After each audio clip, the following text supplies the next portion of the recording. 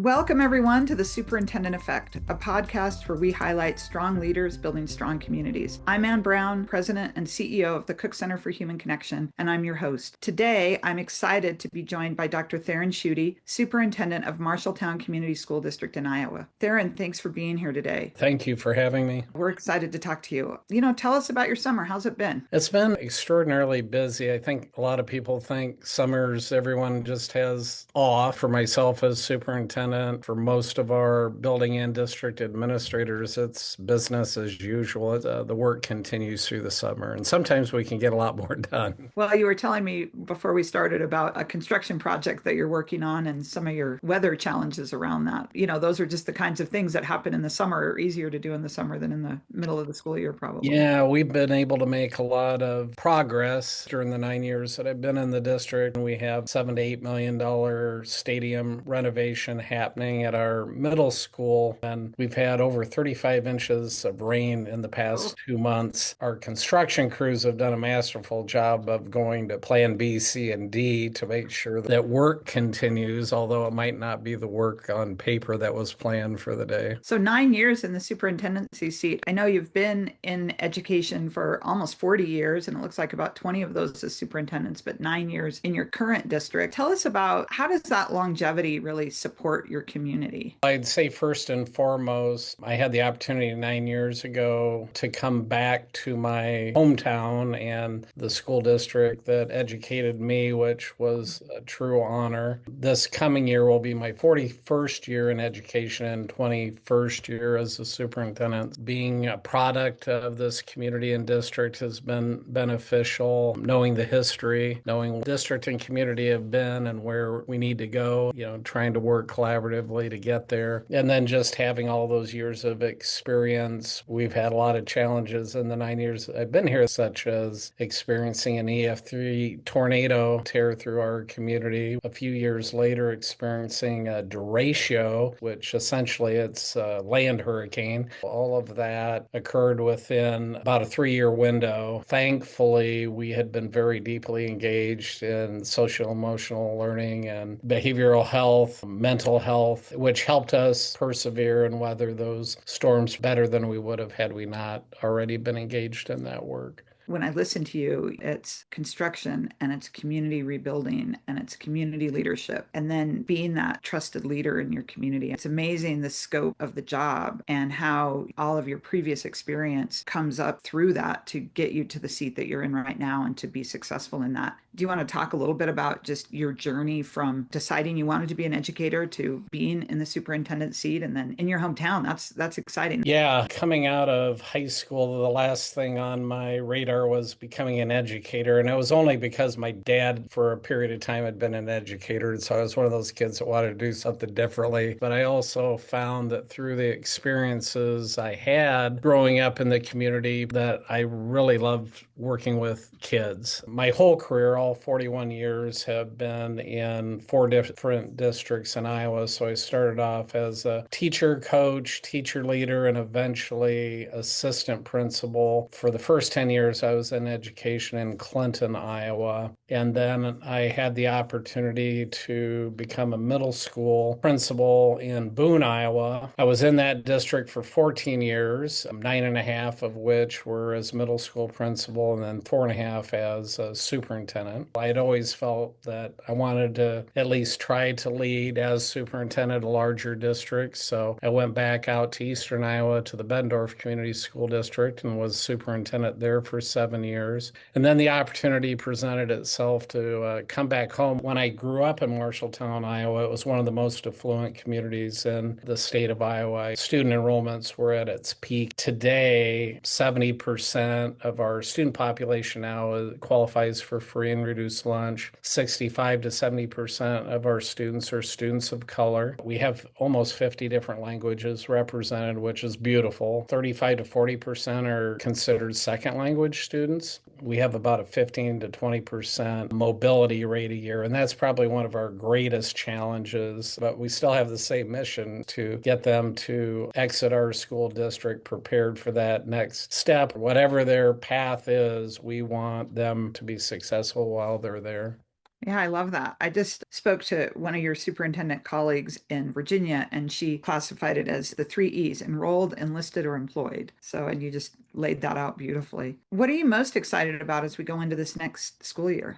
Every school year is exciting to me. Every year seems to go faster than the previous one, for one thing. It seems like we just literally jumped into summer break and we're in full swing preparing for the upcoming school year. But I think last year's graduating class, as I spoke to them on graduation day, I just was astonished at all the accomplishments academically, athletically, in the fine arts. I mean, there was just an array of first time things and hitting new heights, which was really, really cool to see. I'm super excited to see if this next class of incoming seniors can meet and or exceed, all of the highlights that they gave us. For Iowa, we're considered one of the larger communities. The motto of the town is the biggest small town in Iowa. It feels like rural, where everybody knows everybody or thinks they knows everybody. It's still super exciting to share in the celebration of the successes. It's just the anticipation of what this next year will bring is pretty exciting.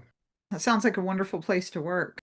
You and I know each other because of our work around mental health with the Cook Center helping to lead the AASA mental health cohort. And I think you actually had a chance to come out to one of the summits or been to multiple summits through AASA. Can you talk real quickly about your hopes for the mental health supports that you give and for your staff and your students and your parents? Yeah, so I was fortunate that when I came to the district 9 years ago, the district had already been pretty heavily vested in trauma-informed care work, and I think it was largely due to the challenges that we know that kids and families face. We also were fortunate to have had a student services director who was a psychologist. Together, we worked on developing a comprehensive strategic plan for how we could move that work forward. Shortly after we had developed that plan, AESA developed a cohort of leaders around social emotional learning, and shortly after started a cohort with mental health. We joined on with both because we were so all in on trying to figure out how we could do things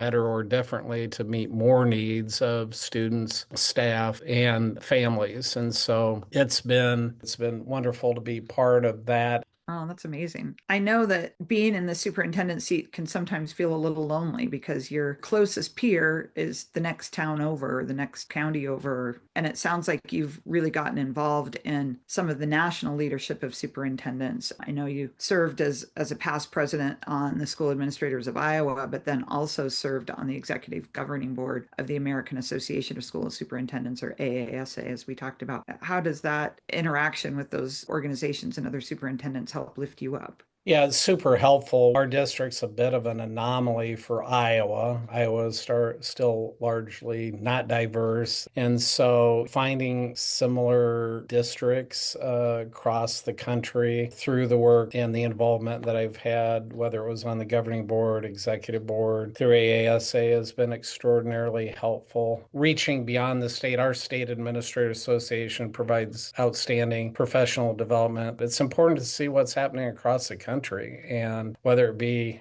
social emotional learning and behavioral health or advancements in how to effectively use technology, emerging technologies like AI is extremely important. How to navigate some of these difficult issues that technology presents through the development of policies around cell phones. It's incredibly important. I don't know how people would do the job effectively without establishing and creating those networks. We want the best for our kids, and the only way we can provide that is to know what's working and what's not out there. I know that you are exploring some AI solutions, and I'm sure on a bunch of different levels. And I'd love to hear what you think the power of AI is going forward. And since I'm so focused on mental health, how you see AI could possibly support mental health. Yeah, so when I first came to the district, it was the challenge with mental health was figuring out how to fund providing additional resources to the district. There became a significant mental health therapist shortage through the pandemic. pandemic. I think it existed just like the teacher shortage did prior, but it got amplified through the pandemic. And then now that we're on the back end, there's an extreme shortage in our area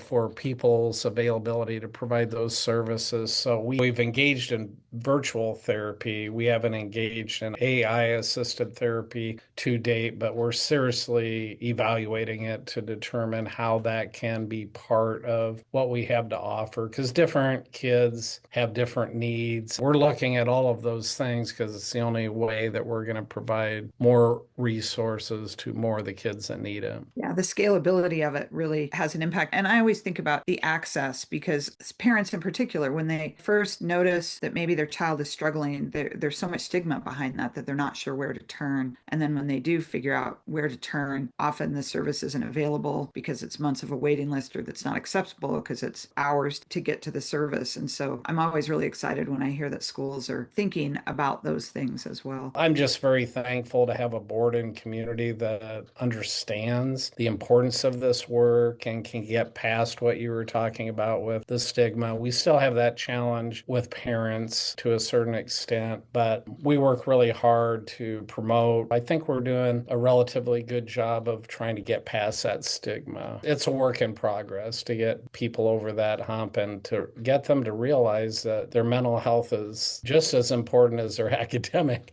growth. Yeah, mental health is health, right? Just my last question is, tell us something most people don't know about you.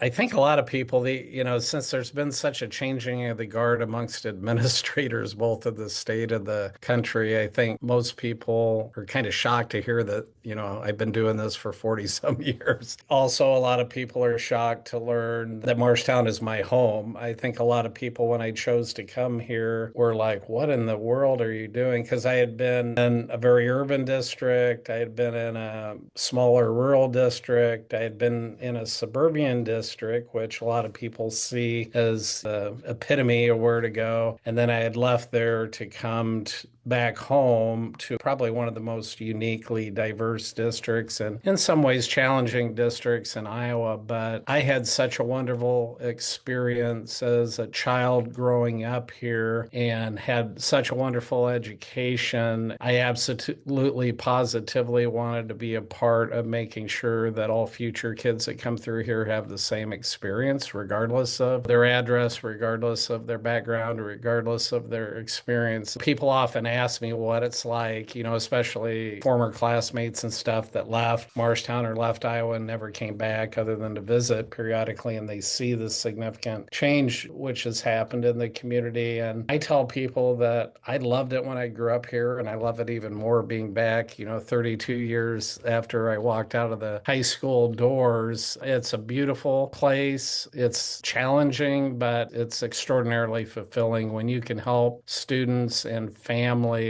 get better positioned for future success. There's no better feeling than that. Well, Dr. Schutte, the people of Marshalltown are just so fortunate to have you being their strong leader that's helping build a strong community. And I just can't thank you enough for all the work that you do, all the work that you've put in for 41 years. You just think about the thousands and thousands and thousands of families that you've served and continue to serve. So they're very lucky to have you. And I'm very honored that you spent time with us today to talk about your journey. So thank you. Thank you very much.